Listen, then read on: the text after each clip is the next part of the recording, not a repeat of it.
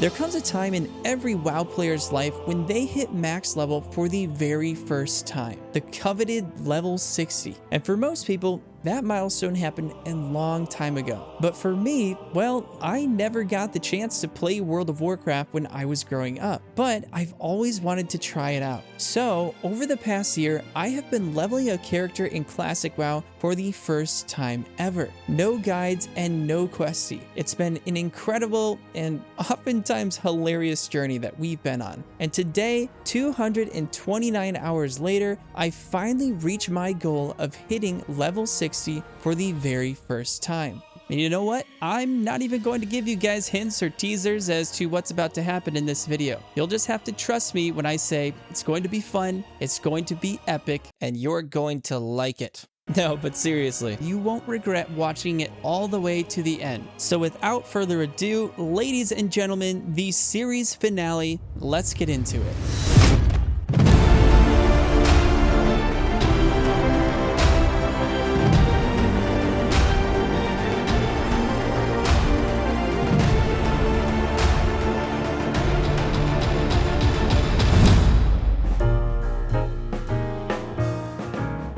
Alright folks, welcome back to this crazy, wacky adventure. Today is a very special day and we have a lot to cover. So we're just going to jump right in. In the last episode, I made a comment about Archmage Xylem's requests and how it felt underwhelming. And some people thought that meant I wasn't going to finish the Mage's questline at all. But well, the joke's on you because I did in fact complete it. And shame on anyone who doubted me. When have I ever started a quest chain in Classic WoW and not finished it? I mean, come on guys. They call me Quest Finisher for a reason. Yeah, that's what they call me. If you're someone that struggles with in-game lag and high ping, you know how frustrating it can be to experience choppy gameplay and random disconnects in the middle of your gaming sessions. No one should die due to a bad internet connection. That's why I've decided to partner with GearUp. It's a remarkable tool that allows you to automatically boost your connection across a variety of different games, including World of Warcraft Classic with English localization features. And with the launch of the Burning Crusade expansion, you want to make sure you're able to enjoy it without lag and without a poor connection. Now, thanks to GearUp, you can. I actually tried it out for myself and it's incredibly easy to use. Just choose your game, click boost, and that's it. You can now enjoy a stable, latency-free connection. Not only that, but GearUp also offers cross-region play, which I, for one, am really excited about. I've been wanting to play WoW with my friends iDuckie and Antijax on the EU servers. I just wasn't sure how that was going to work out due to the long distance. But now, I don't have to worry about lag or a bad connection. I just click on the desired server region, head over to my EU character, and GearUp does the rest. Plus, they're launching a new translation feature for China Titan Reforged within the next week. GearUp is 100% safe to use. They've even been in partnership with TSM and many other professional esports players. That's why I'm using GearUp, because I want to focus on enjoying the game instead of worrying about lag and disconnects holding me back. So please check out the link in the description. GearUp is now offering a daily free trial and 60% discount for all new users. You might as well give it a try. And be sure to let me know how low your ping can go with GearUp.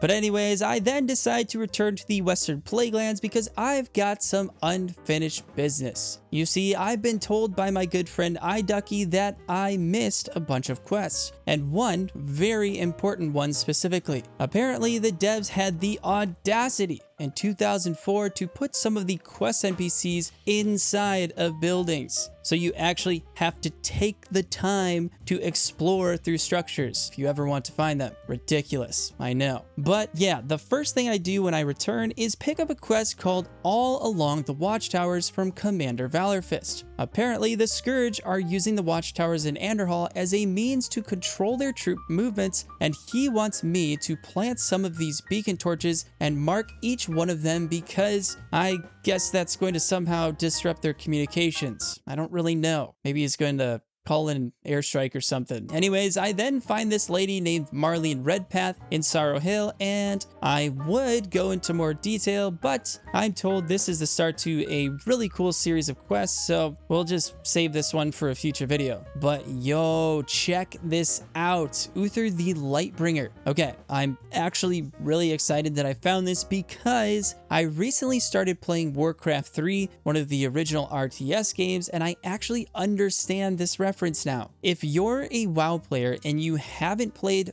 Warcraft 3, I highly recommend it, especially if you're someone that enjoys storytelling and lore. Maybe I should make a video about that. Then I get incredibly lucky with this 16 slot pumpkin bag. Someone told me it's like a 1 in 2,000 chance drop or something like that. I don't know if that's true or they were just yanking my chain, but I'm pretty excited about it. I'm then joined by my good friend Sky, who helps me out with finding some of these Western Plagueland quests. The first one is in this abandoned shack called Locked Away, but we've got to find a key to open up this cabinet, which can be picked up off of the corpse of Farmer Delson, and let me tell you, it took a long time to get my hands on this. Not sure if it's just a really long spawn time or what, but yeah. So I'm able to open up the cabinet and I'm rewarded with a nice little stamina ring. Next up, we head to the Fellstone Fields to complete the Cauldron quest that I picked up the last time I was here, make a quick stop to turn it into High Priestess McDonald, pick up the next Cauldron quest for Dawson's Tears, and make our way to Anderhall to start planting these beacons all along the watchtowers. See what I did there? In the midst of that, Sky leads me to this abandoned yet very important tavern where I meet an iconic NPC from the World of Warcraft franchise, or at least that's what I'm told. Her name is Chromie. Chromie, you've got a giant skull hovering over your head. So she introduces herself and we learn that she is one of the Bronze Dragonflights, whatever that means, forever attuned to the ebb and flow of time. And then she tells me, you could say that we have met before. To that end, we shall also meet again. Okay, well, now I'm just really confused. But I click on the quest she has for me called A Matter of Time, and she explains that the Scourge have been tampering with the timeline here in Anderhall, and she needs my help to stop them. Apparently, there's some sort of temporal parasite that feeds on these strands of time, and they're infesting the silos of the village. So she gives me a temporal displacer to reveal these parasites and asks if I'd be able to take care of these time-distorting pests. I did not have Restore the Existential Timeline of Azeroth on my list of things to do today, but what the heck, I'll do it. So we head out and start taking down these parasites. The difficult thing about these mobs is that they can spontaneously duplicate. Don't ask me how, because I have no idea, but yeah, they can do that. So it kind of makes them a pain to deal with. Eventually, we do exterminate 15 of the big nasty blobs, stop for a second to admire the sheer terror of the Scourge army in the center of the town, and then some random guy comes out of nowhere and decides that it's a good idea to aggro all of them. So we make like sheep and get the flock out of there, barely escaping with our lives, finish up the Lighting the Beacons quest. The beacons are lit! And return to Chromie to turn in the Matter of Time quest, which is kind of hilarious because she says once the parasites are dealt with, I will be able to sense when this is achieved, but it's already been achieved. We just took care of them, so shouldn't you already know that? Oh, now time feels easier to mend now that I've said something. I'm thinking there might be some sort of placebo effect going on here, Chromie. I see no harm in rewarding you for your assistance, mortal. Well, yeah, I would sure hope not. We almost died killing those stinking things. So after thanking me, she says the Dragonflight could use my continued aid. I don't know. I was supposed to go on a date with this dwarven chick I met at a tavern last night, but all right, what is it that you need? I need you to reach into the world beyond this room. Allow me to explain. You see the difference in this room compared to the rest of Anderhall. My Dragonflight works in many different ways and in many different timelines. To mend Anderhall's damage, I now act from a different timeline as not to overly contaminate it. Yeah, I'm not really sure what this lady is going on about, but case in point, she needs me to locate some Anderhall watches that have been scattered throughout the city. So we head out and I find every single one of the lockboxes on my own. Absolutely no help at all from Sky, who just happens to be conveniently running in front of me the entire time. All right, guys, you got me, okay? I had someone help me out. Z-Mac, isn't that cheating? You know what? It's been a long journey, and I've done almost all my questing alone for the past 50-something levels, all right? I just want to chill out and quest with a friend. And it's not my fault. He just happens to know exactly where each lockbox is located. After collecting all the watches, we return to Chromie, and I'm rewarded with the ability to purchase Chrono Boon Displacers from her anytime I want, which I learned essentially allows you to save active world buffs for later, for dungeons and raids and stuff like that, which seems pretty cool. Hence why everyone told me that this was such an important quest. After that, we make our way over to the farm where Dulcin is still crying, kill the Cauldron Lord, grab the key, acquire a sample. I feel like this stuff would be burning my hands. I mean, just look at that cauldron. Looks like it's freaking boiling lava or something. Kill some diseased wolves, get in an argument with iDuckie about whether or not this World of Warcraft song has a bagpipe in it. No, dude, it's bagpipes. That's not bagpipes. That is not bagpipes. No? Have you ever heard bagpipes in your life? Yes. That is not bagpipes. Turn in the Wildlife Suffers quest, return to Chillwind Camp, and complete the All Along the Watchtowers quest, to which Commander Valorfris says, now that I have perfectly executed my mission, we can start our preparation for an attack on the Scourge. Ooh, sounds exciting. So he gives me a follow-up quest called Alas Anderhall that I definitely do at some point, because that's what I do. I'm the quest finisher. Anyways, I turn in the Cauldron quest to High Priestess McDonald, reach level 56, and of course, it's just never enough for her, so she gives me yet another follow-up Cauldron quest. Not gonna lie, lady, I'm kind of tired of giving myself second-degree burns fetching all these samples for you. So instead of doing that, I head back to Stormwind, stop by to see Janaea, upgrade my abilities, and make a quick stop to check in with Innkeeper Allison. You didn't happen to see a smoking hot dwarf lady in here earlier, did you? I was supposed to meet up with her. Wasn't sure if maybe she had asked about me or... Okay, yeah, no worries. Crying? What? No, of course not. It's just my allergies. Yeah, I'm allergic to wood. Yes, it's terrible. I know. Oh, the Cenarian Circle in Darnassus needs my help? Okay, well, I'll consider it. Hey, Allison, I don't know if you know this, but there's like a man standing inside your body right now. Anyways, don't ask me why, but for some reason, I decided to go finish some random quests in the Ungoro Crater. Told you guys once, I'll tell you 1,000 times. I have no idea what I'm doing. But in the middle of trying to find one of the hotspots, I come across a dead body, a goblin to be more specific. As I poke around at what I presume to be a corpse, to my surprise, he's still alive. Turns out, he just passed out due to heat exhaustion. Well, my friend, it's a good thing I found you out here. Just think, if I had come at a later day, there's no way you would have still been lying here alive, waiting for me to complete a quest that I'd totally forgotten about. Let's get you back home. So I start leading Ringo back to Marshall's refuge, and he passes out. But no worries, I just sprinkle a little razzle-dazzle water from his canteen onto him, and he's good as new.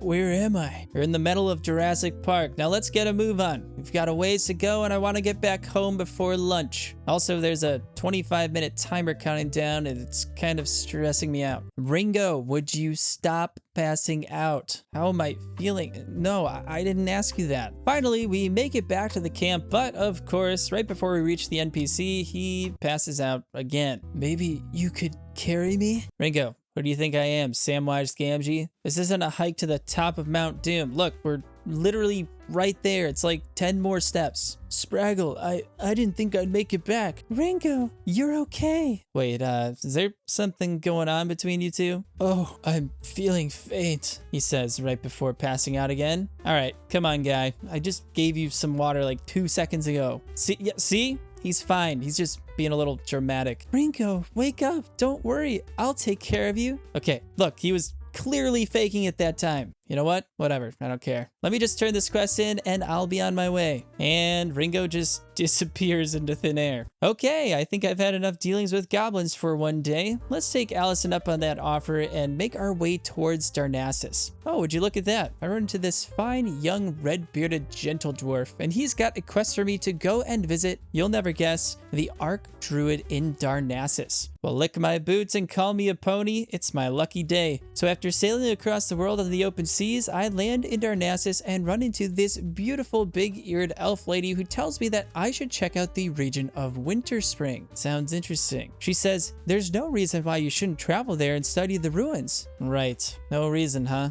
Let me just add that to the list of 100 other things that I'm supposed to be doing right now. And oh, yep, my quest log is full. Guess I'll just get rid of that one. And there we go. I will add it to my schedule. Next up, the Centurion Enclave, or however you say that, where I'm about to experience quite the series of events. First up, we have Archdruid Staghelm. Tyrande has no idea how to lead our people. He's very upset at someone named Tyrande. I have vision that she lacks. Okay, that's a strange way to start up the conversation, but anyways. I have vision that she lacks. Okay, I'm starting to think maybe I shouldn't be helping this guy out. I don't really know. He then continues on about wanting to test out the soil from the Ungoro crater. It's reportedly enriched with potent magical qualities. And then for the New Frontier quest, he basically spits in my face and says, F you, go talk to someone else about it. Alrighty then, I'll go talk to Methrengel Bearwalker, or whatever his name is. And I gotta say, Mr. Bearwalker is a breath of fresh air after talking to that other guy. He thanks me for coming and apologizes for the Archdruid's behavior. He tells me there's been some mistrust amongst the Night Elf leaders. You can say that again. And then he suggests that I pay a visit to someone named Rabine Saturna in Moonglade. Wait, where is this Ungoro soil quest turn in? Luckily for me, I'm an inventory junk hoarder and I just so happen to be carrying a jar of dirt. No, it's just a bunch of the Ungoro soil stuff. How do you measure out one Ungoro soil anyways? You know what I mean? Like, is it just a piece of dirt or is it a full scoop or is it a handful or... Anyways, thankfully there is a little yellow dot outside of the minimap that leads me to this guy, Janal the Ditch Digger, who says, ah yes, the dirt. The Archdruid wants 20 loads per adventurer and 20 loads he shall get. Let those who conspire against us fall to the wayside. All right, bud, calm down. We're just testing out some dirt here. Unload your precious cargo here, noble mage. Wait, what?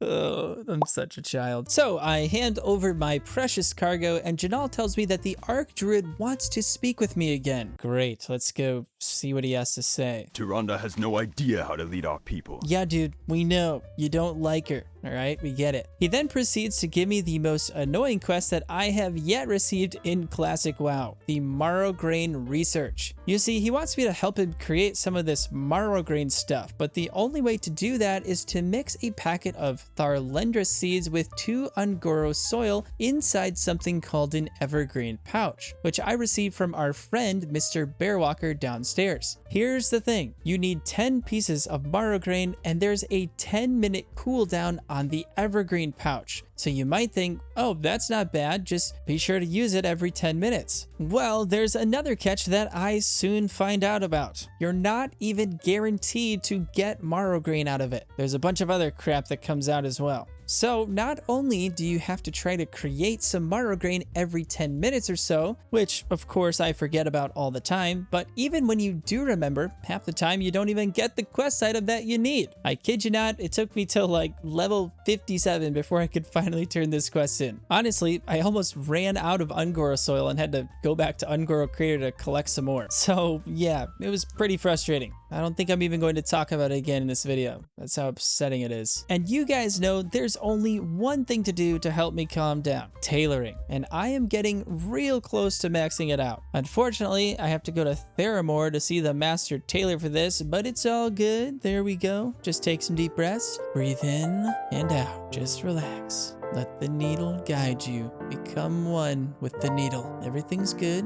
Everything's good. You'll get all that Marrowgrain eventually. All right, where can I buy some rune threads? Maybe this chick's got some. I do not see them. Yeah, I don't think she sells them. Helenia, what the heck? I just traveled across the entire world to see this master tailor guy and you're telling me you don't sell any rune threads. Unbelievable. All right, well, guess I'm headed back to Stormwind then. Oh, thank goodness. They sell them here. I knew I could count on you, Alexandra. So my tailoring break continues until I reach the level 275, and I have to say, I don't think it's the most lucrative profession in the game, but it is nice to be able to conjure up some rune cloth bags and make a little bit of change on the side. All right, folks, it's time to get serious. We're 15 minutes in and still only level 56. Wait, seriously? What the crap have we been doing? I don't know, but it doesn't matter. It's time to go on an adventure. That's right, folks. We are headed to a brand new zone, and it's a good one, if I do say so myself. The region of Winterspring. But getting there is not so easy. First off, we have to take a ship to Darkshore, then fly to Ashara. Next, run all the way up through the region of Felwood until we get to a tunnel called the Timbermaw Hold. Now, here's the thing. The tunnel is guarded by the Timbermaw tribe of Furbolgs. Furbolgs. And the best way to get through without getting mauled to death is to get your reputation with them from hostile to unfriendly. So even though they might give you a scowl or some dirty looks, they won't automatically place you on the dinner menu unless provoked. How do you improve their reputation, you ask? By killing their sworn enemies, of course, the Deadwood Furbolgs. Really struggle with that word. Nafian here is the one who explains a lot of this to new players, and he even gives a couple quests to help boost my reputation. Am I being used as a pawn in this political feud between two rival tribes? Absolutely. But it seems like the only way for me to reach Winterspring. And, as we all know, this game has asked us to throw out our moral compass a long time ago, so there's no stopping me now. So with the help of my good friend Fallcon, we get to work. After everything is done and countless Deadwood Furbolgs have been slain, I managed to reach the reputation of unfriendly, which is the lowest possible reputation you can achieve before mobs will start pulling aggro on you. So here we go, through the Timbermaw Hold. Now I do want to pause for a moment to acknowledge this seemingly small detail that I would consider to be an example of exceptional world building. The devs did not have to add this complex historical relationship between the Deadwood and the Timbermaw tribes, but they did. And from my perspective, it added to my sense of immersion within the world, which I really appreciate. Once we've made it through to the other side, we arrive at our destination, the beautiful region of Winterspring. Of course, it's a snowy winter-themed zone, hence the name. Similar to Dun Morrogue, but at the same time, it feels a little bit different. Maybe it's the fact that I'm a higher level, or maybe it's these ginormous evergreen trees, but I don't know. Winterspring makes you feel like you just traveled to the Alaskan wilderness. Its expansive snowy landscape, riddled with hills, frozen lakes, and caves, is contrasted by the fact that there aren't any NPCs roaming around. In fact, I don't really see anyone. It feels isolated, but not in a bad way. It's more of a peaceful, serene type of place. It's kind of nice. So first things first, I turn in this Starfall quest that I got from that one lady in Darnassus, pick up a couple more from Jaren Stone Shaper, explore this underground tunnel area, and then I discover the North Pole. No, just kidding. It's the town of Everlook, a frozen goblin town that very much resembles the village of Gadgetzan, except for the fact that there's snow and ice everywhere. After taking a quick look around, I start gathering up some quests, and the main one that I want to focus on is this one, called Are We There Yeti, which I pick up from this nice young goblin lady named Umi Rumplesnicker. Why is it that goblins are the ones with all of the best NPC names? Anyways, she wants me to kill some nearby yetis and collect some thick yeti fur for her. Do the yetis pose a threat to the village? Does she need the fur to make a blanket to keep her warm through the frigid winter? Nope, she wants to pull a prank on some of her friends. Specifically, she plans to make a mechanical yeti that is sure to freak them out. So let me get this straight. You want me to go out in these treacherous conditions, risk my life, and start slaughtering the local population of yetis in Winterspring, all so that you can scare your friends and have a laugh? It's brilliant. What are we waiting for? So it's off into the wilderness for me. Time to hunt down some yetis. During my exploration, I run into some very unique, really cool looking, and frankly terrifying creatures along the way. But I finally managed to find the yetis and get to work. And let me tell you guys, this quest took forever. I don't know how or what the drop rate is for this thick yeti fur, but it legitimately takes me a full hour of grinding mobs to finally acquire all 10 of the furs, which is pretty crazy. But yeah, I return to Umi, turn in the furs, and then no, Umi, why? She tells me to go back and kill some more of them, because this time she needs a couple of pristine yeti horns. Fine. At least it's for a good cause. So after questing a little bit in the ruins of Kelthoril, I returned to the Ice Thistle Hills to resume my massacre of all the Yetis. They're gonna jot this day down as like the Trail of Tears or something. Hey guys, you remember that one day when that old evil bald mage guy with the mustache just killed hundreds of our friends and family members? Yeah, that guy was a douchebag. Eventually, I collect both of the pristine Yeti horns, return to Umi, she creates her mechanical Yeti, and there's only one thing left to do. Go and scare the crap out of all of her friends. Look at them just running around in sheer terror. Oh yeah, this is why we're here, people. To watch small goblin people run away from a miniature mechanical Yeti. Gosh, I love this game. It's definitely not the most efficient way to spend my time, considering the fact that her friends are scattered all throughout Azeroth, but it is well worth the laugh. And I always appreciate when devs add little quirky quests like this to help players have some fun and not take the game too seriously. Wait, am I seriously still only level 56? All right, we gotta fix that real quick. Haha, there we go. The bodies. There's so many bodies. It's fantastic. And we're back. Oh shoot, I actually forgot to turn that Yeti quest in. Oh look, I get a little mechanical Yeti that's going to protect me as part of the reward. That's fun. So then I tried to do this other quest that involves some furbolgs in the Winterfall village, but as I ran through there, there's not a single furbolg to be found. Like, they're literally all dead. Wait, what is this guy doing? There's just some random level 60 rogue guy standing there in the back of this cave. Well, I tried. Back to it then. What? What's wrong with a little AoE farming every now and again? I'm not hurting anyone. I mean, apart from all these mobs that I'm killing. Fine. I'll get back to questing and exploration. Actually, you know what? I've got a better idea. Yeah, baby. This is what I'm talking about. Another Blackrock Depths run. Level 58. Let's go. And you guys thought this was going to be a 3-hour video. Huh. Not a single person in my party said congrats. I don't know why, but I feel slightly offended by that. Oh, that's interesting. It's a different name boss in the arena this time around. So is that on some sort of rotation, or is it just a random boss each time? How does that work? And this right here, this fiery weapon enchant formula, this actually turns out to be my biggest auction sale yet. I think it sells for like 50 gold or something like that. And I get a really nice glove upgrade, the mana shaping hand wraps. Pretty pumped about that one. Oh, and don't worry guys, I didn't ninja loot it this time. I won them fair and square. That's pretty much all that happens for this run. Once we get to the Grim Guzzler, my party is like, yeah, we're done. So I'm like, all right, that's cool. And then they're like, yo, can we get a port to Stormwind? And I'm like, yeah, because I'm a mage and I can do that sort of thing. Let's make like trees and leave.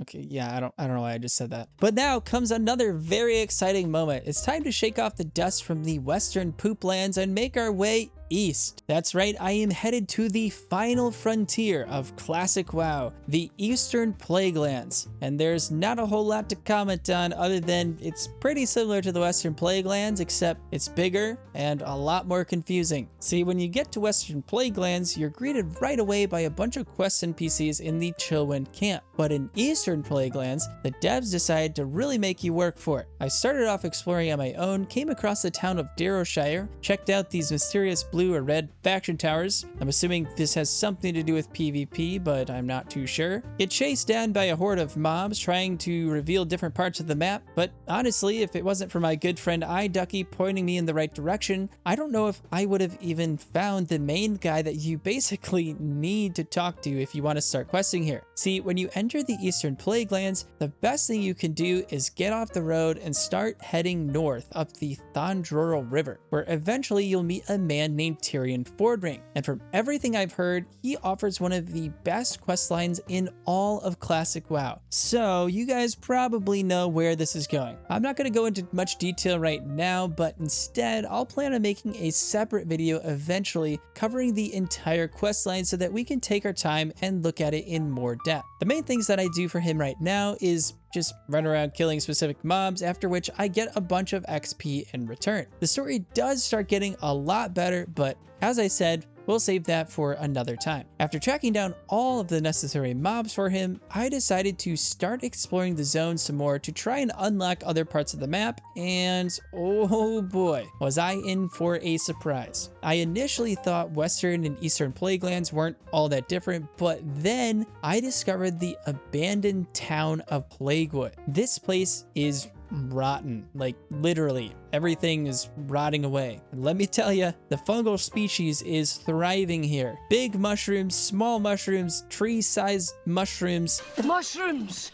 I mean, this is like a Scourge's real-life fantasy right here. Priestess McDonald did say that they wanted to turn all of Azeroth into a rotting wasteland, and yeah, I'd say this is pretty much it. So yeah, when I look at the map, towards the top it says Stratholme, which I know is one of the dungeons in Classic WoW, but that's about the extent of it. I don't get the sense that I'm really supposed to be here, and also I'm thinking there's got to be some sort of alliance-based city or outpost or something like that, right? Well, again, I spent a lot of time running around. This is definitely not it. And finally, I stumble upon what I've been looking for. Light's Hope Chapel. Now, some people might call this church that's out here in the middle of nowhere an oasis, but I like to call it the most confusing outpost in the entire game. I mean, guys, look at this. There's like hundreds of NPCs everywhere. Who are all these people? And what are they doing out here? And why are there so many exclamation points? It's a lot for me to take in, guys. I really just wanted to find a Griffin Master, so that's what I do, and then I leave.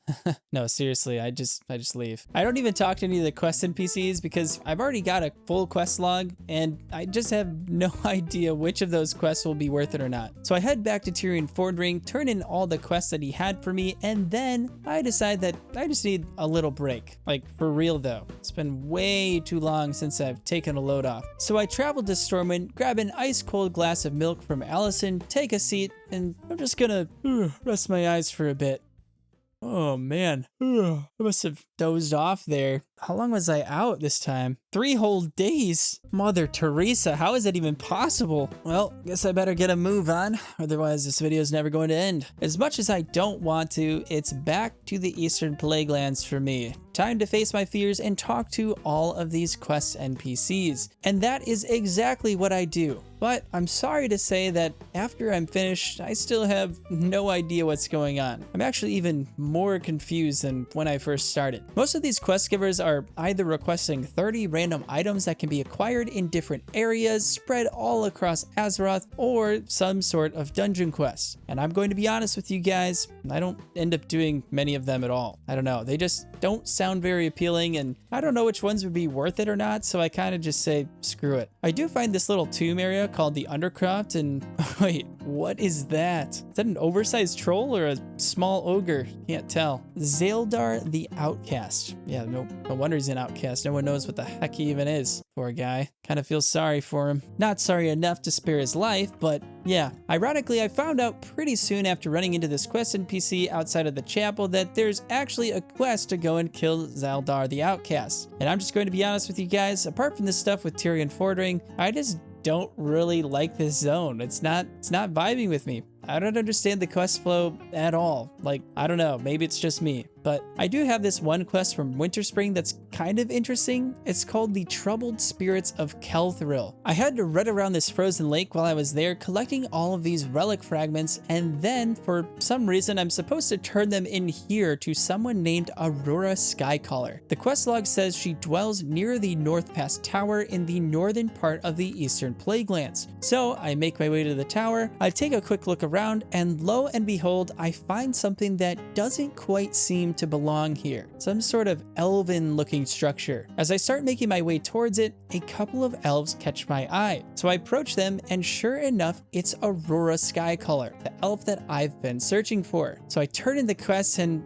I'll be honest guys, this is not how I expected to reach level 59. Talking to a couple of random lady elves out here in the middle of nowhere, but hey, I mean, could be a lot worse, am I right? And what better way to celebrate level 59 than with a brand new dungeon experience? Stratholme. I've heard a lot of really good things about this one. Apparently it's tied to some rich Warcraft lore, and of course it also offers some of the best pre-raid gear in the game. Although I've also been told that it's one of the more challenging runs, especially if you go in with a group that doesn't know what they're doing. Thankfully, I've got my friend Magentra with me today, so that's at least one member of the party that knows what they're doing. Now before we hop into the dungeon, let's look at some of the loot that I'll be keeping an eye out for. The Star of Mystaria, the Crimson Felt Hat, the Archivist Cape, restores 4 mana per 5 seconds. Oh my gosh, dude, that would be amazing. Please, God, I hope I can get that. And then last but not least, the Magister's Leggings. Now this item sounds really interesting since it's part of a set that after adding more pieces, you start unlocking different buffs for your character. I'm also told you can upgrade the gear set, and that has a pretty epic questline attached to it. So who knows? Fingers crossed. Maybe that's something I'll be able to do one of these days. So after wrangling up a few more party members, we are good to go. Oh, and I almost forgot to mention, I guess there's an undead and a living side for Stratholme. I'll just be doing the living version today. Right, so we enter the Stratholme gates into what seems like a well-protected, highly fortified city. Kind of like Stormwind, if Stormwind was a dark, rotting, hellish landscape full of evil, undead scourge creatures. There are sorcerers, there are zombies, spiders, giant bat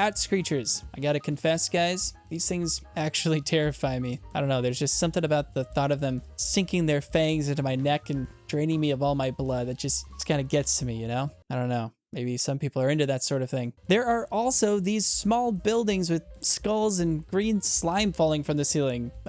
Like, what is that? Is that the Scourge's form of a decorative water fountain? The city itself actually looks really cool, especially if you take the time to look up at the dark architecture contrasted by the blood red sky. You know what it actually reminds me of a little bit? New World. Towards the end game in New World, it has some cities like this that have been taken over by corruption, and yeah, it just kind of resembles that black and red theme. As we systematically make our way through the streets of Stratholme, carefully taking down the elite mobs, being sure to only aggro a few at a time, we eventually come to the final boss, Baron Rivendare. I'm not gonna lie, I'm kind of surprised as to how short this dungeon is compared to something like the Blackrock Depths, but it's also kind of nice to have some variety. Like, you don't want all the dungeons to take multiple hours to complete. Sometimes you just want to log on and play for 30 minutes or so and then call it a night. So yeah, anyways, the Baron doesn't give us too much trouble, and would you look at that, the Magister's Leggings. Let's go. Just what I was looking for. Although, I'm not gonna lie, I was really hoping for that mana regen cape. But hey, I can't complain. One Magister's piece down, only, what is it, like, 7 more to go. Oh, and I also get a little bonus pickup with this wand here. Ritzen's Wand of Bad Mojo. What a fantastic name for a wand. I'm gonna start going around wanding people with my bad mojo. It's gonna be awesome. Oh my gosh, guys, I get a ring upgrade as well. Holy crap. It's like Christmas morning all over again. Dude, that is a massive haul. Let's go. I kind of feel bad for needing on 3 final boss items. I feel like that might be frowned upon in the community, but Magentra tells me to do it, so you guys can blame him. All right, what an epic dungeon run for the last episode of the leveling series 2. Maybe, just maybe, the classic WoW gods no longer hate me. After that dungeon run, I am on top of the world and I am feeling lucky. So before I hit level 60, there is one last thing that I want to do. A final challenge. I've gotten my tailoring all the way to level 300, and there's a specific gear pattern that I really want to get my hands on. The Robe of Winter Night. It's not technically pre-bis, but it's very close. And if I can get my hands on it, keep in mind this was before TBC came out, I could make a lot of gold on the auction house, seeing as they're selling for 100 gold or more. But there's only one mob in the entire game that drops this pattern, the Cobalt Mage Weaver, a level 58 elite dragonkin mob that resides in the frigid tundra of Winterspring. Now, if it was just this single mob, it wouldn't be too bad, but of course, there's always a catch. This is Frost Dragon Central. There are warrior dragon lizards, small baby frost dragons that just love to gang up on you. And last but not least, Megatron frost dragons. These things are terrifying. Yeah, you don't want to aggro them. It's basically a guaranteed one-way ticket to the spirit realm. Wait, no, no.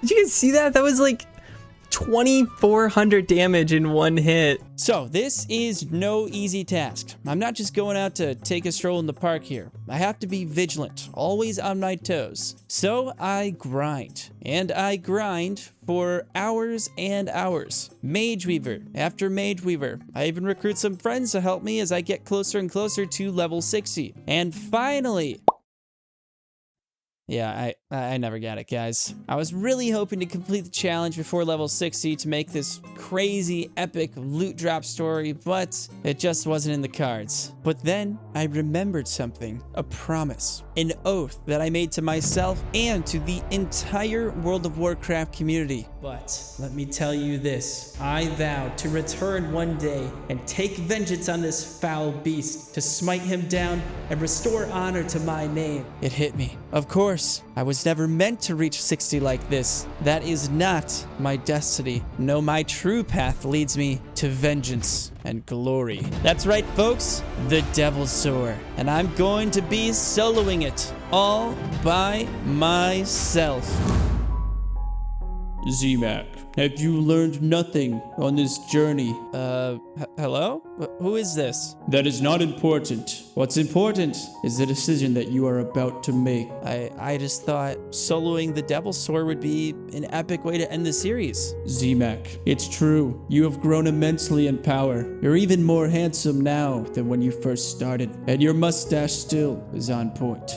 Thanks. But Z-Mac, true power is not found in the amount of damage you can invoke with your blizzard, although it is quite impressive. It's not found in the number of mobs you can kill at the same time. It's not even found in the level of your gear. I mean, it doesn't really hurt though, am I right? Z-Mac, the strongest warrior is the one that has friends to fight at their side. That is where true strength can be found. The power of friendship and community. After all, what would this journey mean if you never met any of your friends along the way?